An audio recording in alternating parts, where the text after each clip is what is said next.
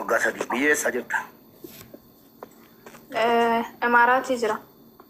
Imaaratii. Maaltu biyyaati baati?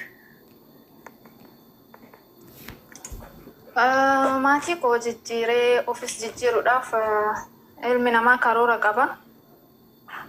Maatii koo gargaaree ofillee gargaaree barnoota kiyya jidduudhaan dhiisee biraa dhufee itti deebi'a jedhee garuu yeroo sana waggaa 2 ture deebi'ee carraan immoo waggaa 2 miti 3 miti 4 illee waan gara biyyaa nu deebisaa jiru hin fakkaatu. Qeermaaf inshaallah.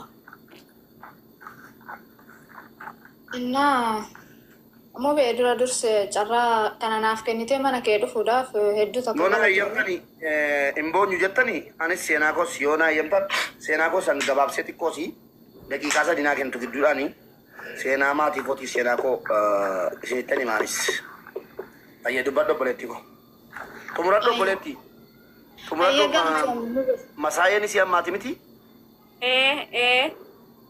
dhiifama iftuu koo fixadhu. Okay. ايش يفهمه تركي تنا باسي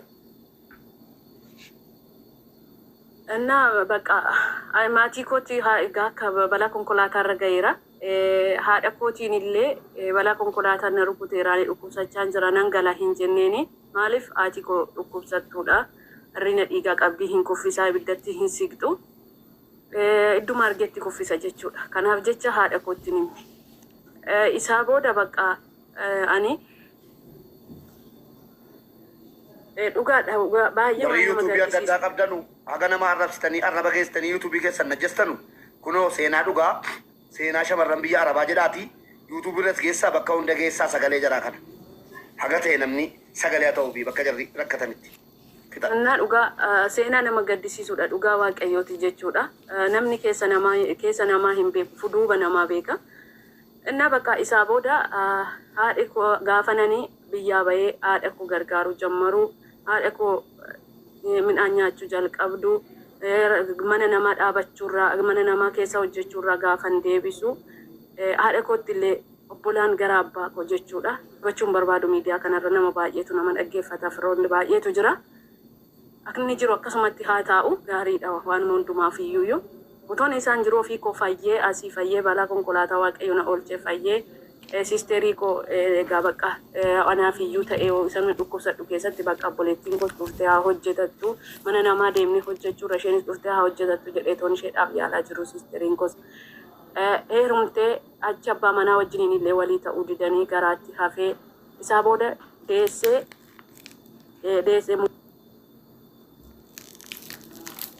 Cangama sana harkaa bahee isheenis deessee 7 duuti. Nama laman dhabe jechuudha. Ji'a tokko tonguutiin nama laman dhabe. Maaltu immoo na dhabsiise rakkina gaha. Toon akkuma warra kaanii dhaabadhee illee awwaallachuu nan danda'a rakkinadha.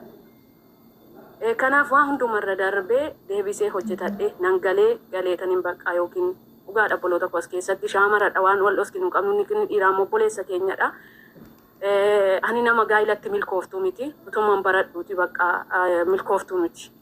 Dhala nan qaba dhala koofis nan gargaara dhala ko namni gargaaru hin jiru poolisin gargaaru poolisa sin qabu poolisin ani qabu nun gargaarani kuma beektan akkasumatti beektu warri beektan beektu citi baasoo toon taane jechuudha dhala ko gargaaracha haadha ko gargaaracha isaa booda gadda poleetti wasumatti xumuradhe gaafa nani gadda sana isheen awwaalamte guyyaa jimaataati isheen roobi awwaalamte guyyaa jimaataan dhagaye imimmaan ko buuseeta ka'een jarrillee jara miti bakka inni maddu jedhee dhoksadheetaniin imimmaan koo xaragachaa hojii itti fufee otoo jarratti hin himatiin jechuudha otoo warra obboleettii qonna jalaa du'e ani boqochuun qaba yookiin galuu qaban jedheen yoon gale maaliif tangala rakkinatti tangala maaliif jennaan amma sa'aatii kodhu irratti rakkinarra jirti jechuudha maatiin biyya keessaa kasasanii lafarraa fudhachuudhaaf waan hunda gochuudhaaf sababiin kunis sababiin ani bahee ishee gargaareef jechuudha ammas rakkinatti tangala rakkinatti tangala maaliif tangalaan kan hin jedhu natti mataa'ee du'a obboleettii koos dhala ishiis achumatti obsee galee waggaa tokko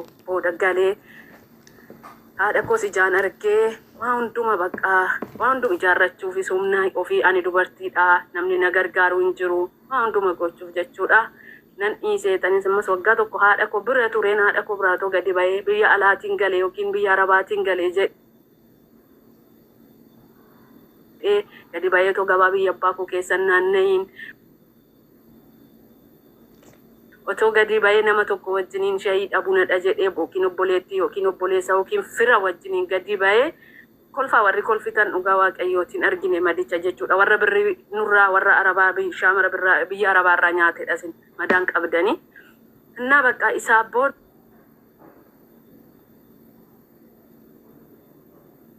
mudannoon biyya keessatti naaf namne nan deema jedhee yeroo nannoo jedhu boolee keessatti qabameen deebi'e 25 narraa nyaatanii jechuudha. 25 narraa nyaatanii gisee lama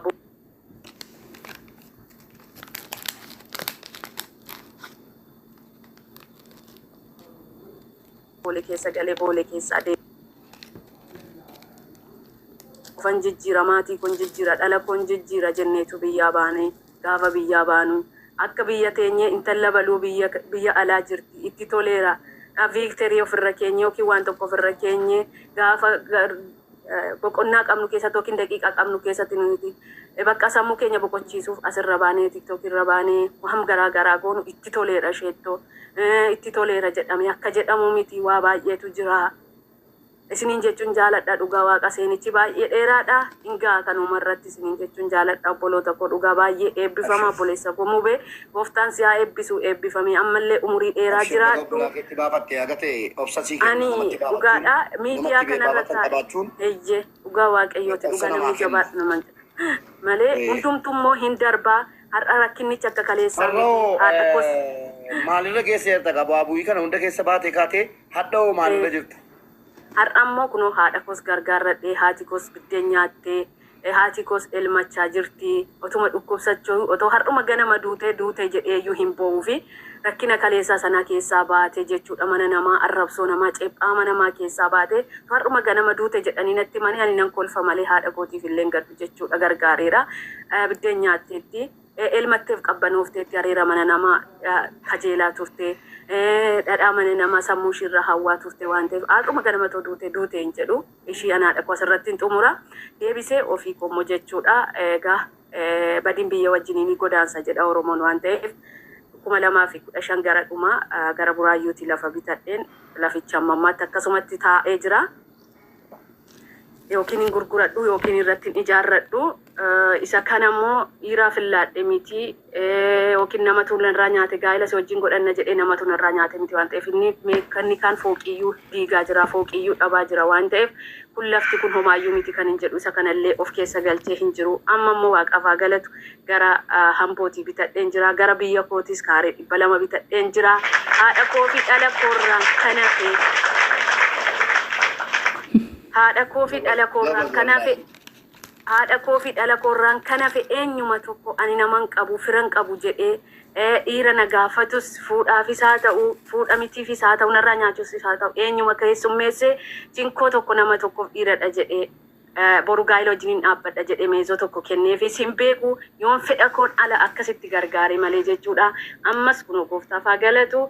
Yoon lafa bitadhes birriinan qaba ofuma harkan jira yoon nan ijaarradha jedhes kontiraata kennadhe nan ijaarradha jedheen namas amanuu dadhabee ofis amanuu dadhabee jabaadheetaniin waggaa kanaa booda galee yoon mana ijaarradhe yoon immoo bitamas lafa mana ijaarames yoon bitadhe hanin jedhuun abdii kana of keessaa qabaa amma jabaadha akka kaleessaa miti obboloota kootiif dhaamsanii dhaamu ammallee gabaabaatti jechuudha.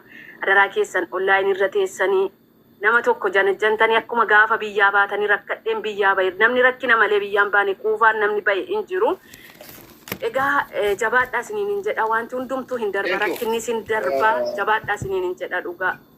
Malee yoon bitamne fayyaa dadhuutii guyyaa biraatti immoo nagalchi jedhi waan hafe hojii akka fidadha.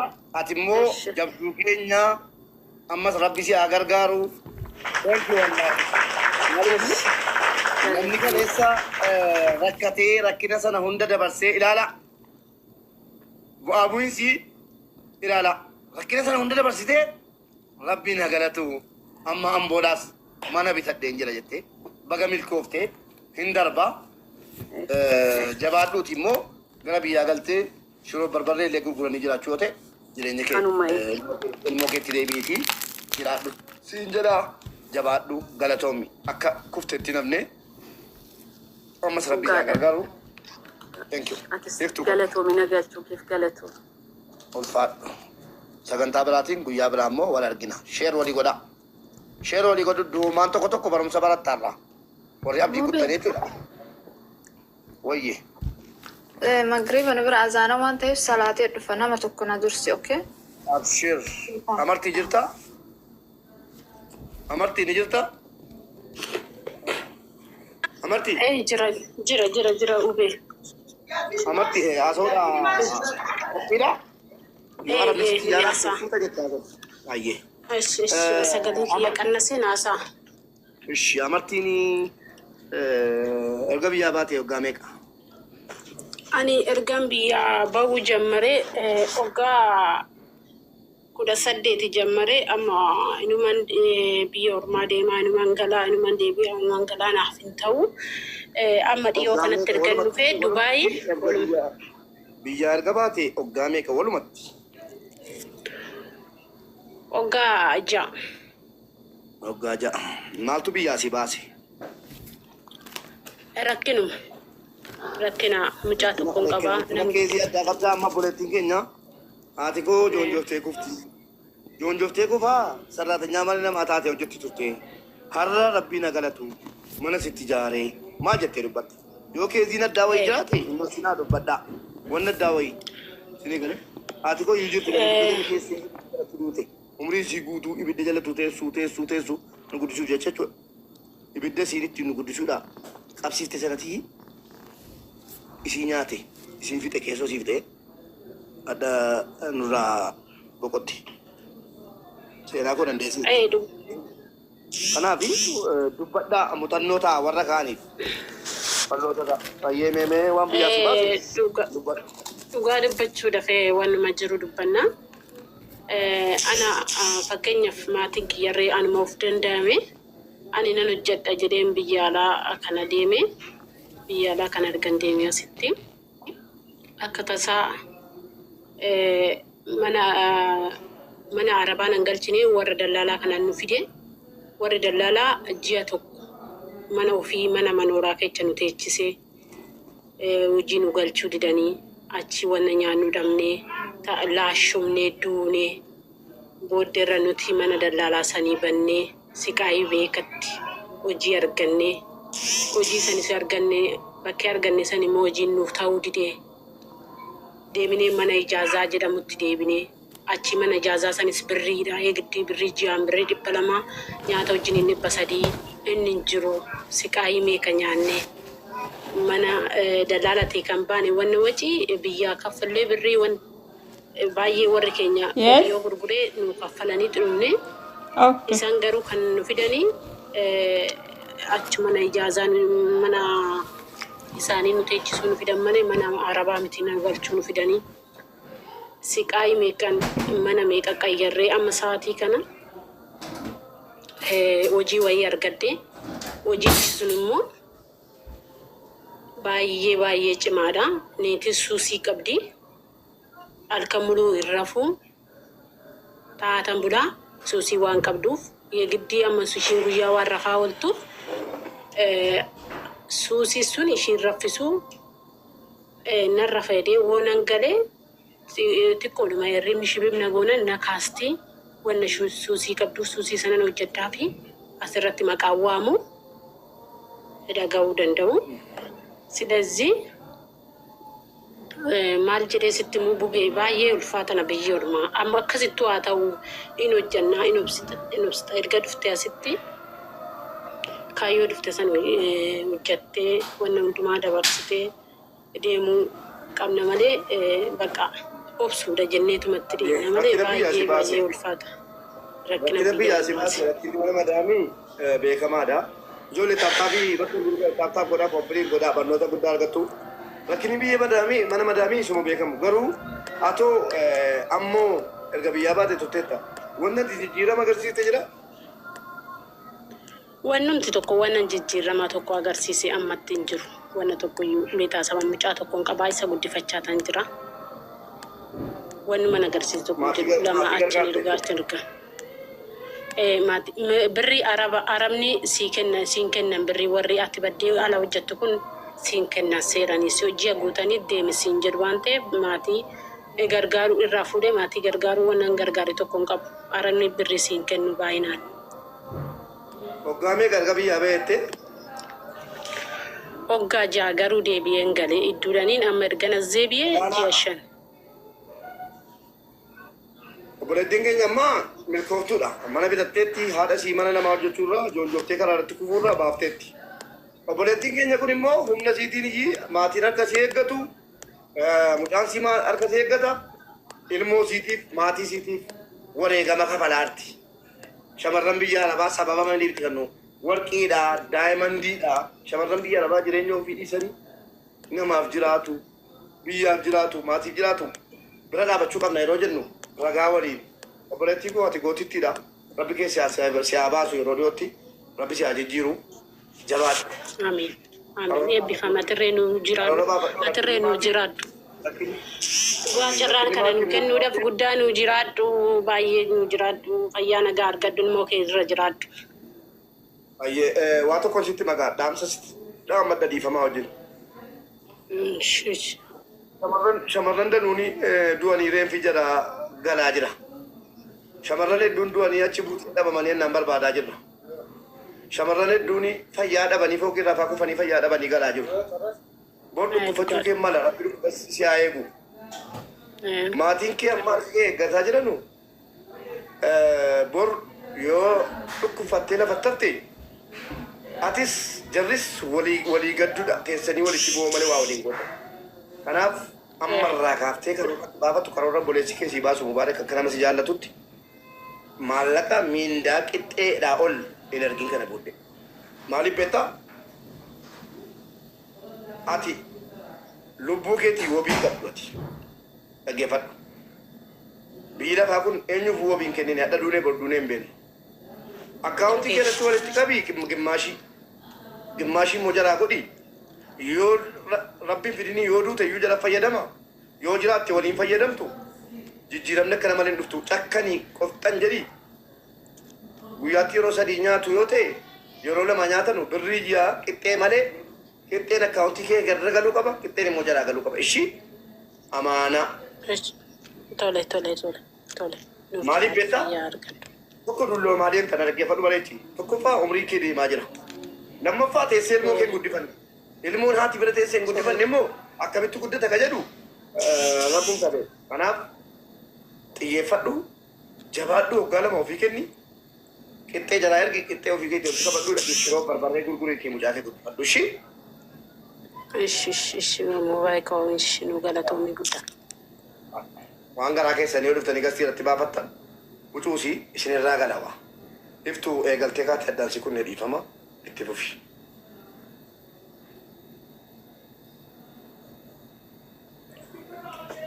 Ayyee muube.